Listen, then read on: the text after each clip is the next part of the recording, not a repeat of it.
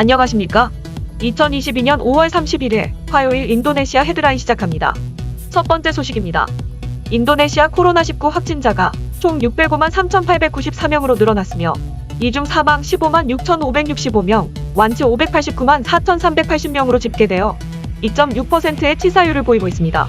인도네시아의 코로나19 1일 확진자 수는 220명 수준으로 감소했습니다. 인도네시아 보건부는 지난 25일 기준 코로나19 백신 1차 접종자는 2억 984만 명으로 목표치의 96.07%를 달성하였으며 2차 백신은 1억 6,715만 명으로 목표치의 80.26%를 달성했다고 밝혔습니다. 또한 추가 접종을 받은 국민은 총 4,490만 명으로 목표치의 21.56%로 집계되었습니다. 이에 유엔 사무차장은 인도네시아가 코로나19를 성공적으로 통제한 것에 대해 축하를 표하기도 했습니다. 한편 인도네시아의 최근 코로나 1일 확진자 수는 250명대 수준으로 안정적인 상태를 유지하고 있습니다. 코로나 상황이 안정적임에도 불구하고 인도네시아 정부는 사회적 활동 제한을 지속적으로 유지하고 있습니다. 이에 사회적 활동 제한을 폐지하자는 목소리가 높아지자 보건부에서는 코로나19는 아직 풍토병 단계로 접어들지 않았으며 세계보건기구에서도 여전히 코로나19를 국제적 우려가 있는 공중보건 비상사태로 간주하고 있다고 일축했습니다. 전염병 학자들도 정부의 결정에 동의하며 전 세계적으로 코로나 감염이 급증하고 있는 국가들이 여전히 많은 상황이고 풍토병 전환 결정을 내리려면 6개월에서 1년 정도의 기간이 필요하다고 전했습니다. 세계보건기구가 원숭이 두창의 지속적인 확산을 예상하며 각국의 경계 강화를 촉구했습니다. 세계보건기구 코로나19 기술팀장은 온라인 브리핑에서 더 많은 원숭이 두창 감염 사례가 발생할 것으로 예상한다며 각국에 이에 대한 감시 강화를 요청했습니다. 이어 원숭이 두창이 풍토병으로 자리 잡지 않은 나라에서는 전염 통제를 할 수 있을 것이라고 덧붙였습니다. 원숭이 두창은 카메룬, 중앙아프리카 공화국, 콩고 민주공화국, 나이지리아 등 중서부 아프리카에서 풍토병으로 자리 잡은 감염병으로 증상은 아주 심각하지 않습니다. 치명률은 1에서 10% 수준으로 알려졌으며 초기 증상은 발열, 두통, 근육통 등이며 며칠이 지나면 피부에 물집이 생깁니다. 원숭이 두창은 그동안 다른 지역으로 널리 퍼지지 않았으나 최근 영국을 비롯한 유럽 각국과 미국, 중동 등에서 감염 환자가 나오고 있습니다. 세계보건기구는 지금까지 20여 개 국가에서 200명가량의 확진자가 나왔고 의심 환자도 100명 정도 발생한 것으로 집계했습니다.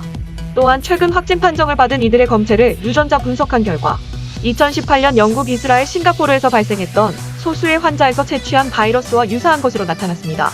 세계보건기구는 지금까지 확보된 정보로 볼 때 해당 감염병은 증상이 있는 환자와 밀접한 육체적 접촉을 한 경우 감염될 수 있는 것으로 보인다고 설명했습니다.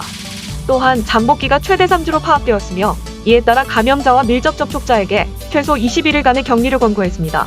한편 미국 질병통제예방센터는 미국 7개 주에서 모두 9건의 원숭이 두창 환자를 확인했으며 환자 가운데 일부는 원숭이 두창이 퍼지고 있는 나라를 여행한 것으로 확인됐지만 일부는 최근 외국 여행을 한 적이 없었다고 밝혔습니다. 이어 미국의 원숭이 두창 환자는 모두 남성이지만 감염 위험이 특정 그룹에 국한되는 것은 아니라고 지적했습니다. 우리나라와 인도네시아에선 아직 발견되지 않았지만 잠복기가 긴 만큼 주의가 필요합니다. 다음 소식입니다. 중국의 경제적 영향력 억제를 위한 미국 주도의 다국 경제협력체인 인도-태평양 경제 프레임워크가 23일 공식 출범했습니다. 이날 조 바이든 미국 대통령은 일본 도쿄에서 번영을 위한 IPF 출범 행사를 주재했으며 미국이 인도-태평양 지역에서 안보 군사 분야뿐 아니라 경제에서도 중국 압박에 적극적으로 나서게 됐습니다. 바이든 대통령은 지난해 10월 동아시아 정상회의에 화상으로 참석해 IPF 추진 의사를 밝힌 바 있습니다. 백악관 국가안보부 장관은 사전 언론 브리핑을 통해 IPF에 총 13개국이 참여한다고 밝혔습니다. 미국과 한국을 비롯해 일본, 인도네시아, 호주 등이 참여했으며 특히 참여할 가능성이 낮다는 전망이 나왔던 인도까지 참여하면서 인도-태평양 지역 주요 경제국들은 모두 합류한 셈이 됐습니다. 미국 상무장관은 IPF 참여국의 국내 총생산을 합치면 전 세계의 40%나 된다고 강조했으며 미국은 이른 시일 내 장관급 회의를 소집해 IPF 운영 방식과 분야별 의제에 대해 논의할 예정이라고 밝혔습니다. 미국 주도의 IPF는 경제 부문에서 중국 견제와 함께 반도체, 배터리 등의 핵심 분야에서 중국을 배제하고 역내 공급망 구축을 목표로 할 것이라는 전망이 나오고 있습니다. 미 상무장관은 IPF 출범은 인도태평양에서 미국의 경제적 리더십을 회복하고 중국의 접근법에 대한 대안을 제시하는 중요한 전환점이 될 것으로 본다고 강조했습니다. 다음 소식입니다. 중국 외교부는 왕이 중국 외교부장이 인도네시아 외무장관과의 통화에서 조코위 대통령은 G20은 경제 포럼이지 정치 포럼이 아니라고 여러 차례 강조했고 중국은 이에 대해 전적으로 찬성한다고 말했다고 전했습니다. 이어 유엔 안보리가 정치 안보 문제를 논의하는 플랫폼이고 G20은 거시경제 정책의 조율에 초점을 맞춰야 한다고 강조했습니다. 이날 발언은 G20 정상회의에서 러시아의 우크라이나 침공 문제를 의제로 상정하거나 논의해서는 안 된다는 입장을 강조한 것으로, 외교가에서는 중국이 러시아의 우크라이나 침공에 침묵한 것에 대한 국제사회의 비판을 우려하기 때문이라는 해석을 내놓고 있습니다. 앞서 시진핑 중국 국가주석도 지난 3월 조코이 대통령과의 통화에서 중국은 인도네시아가 G20 의장국으로서 공동의 회복과 강한 회복이란 주제에 집중해 발리 정상회의를 성공적으로 개최하는 것을 지지한다며 경제 문제에 집중해야 한다는 입장을 표명한 바 있습니다.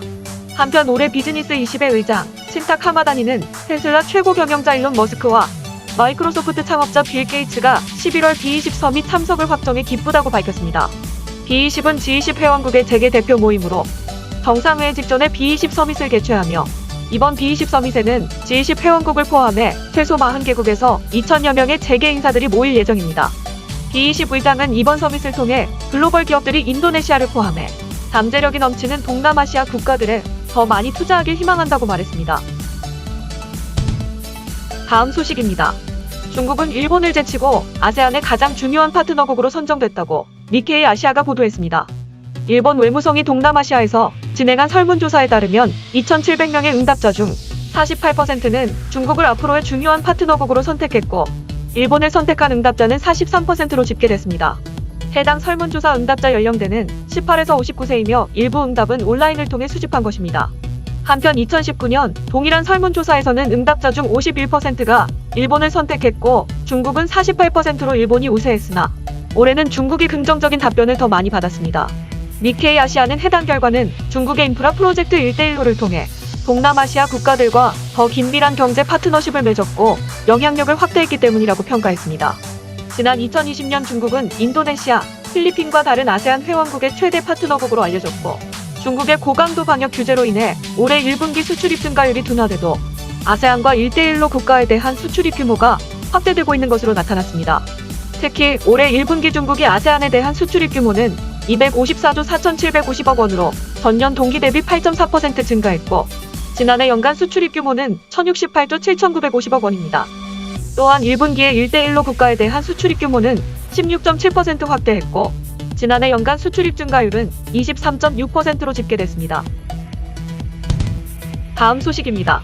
안다라 통신 등에 따르면 루후 투자조정부 장관은 인도네시아에서 활동하는 모든 파묘 회사를 감사할 것이라며 이번 조사가 이르면 다음 달부터 시작될 것이라고 말했습니다.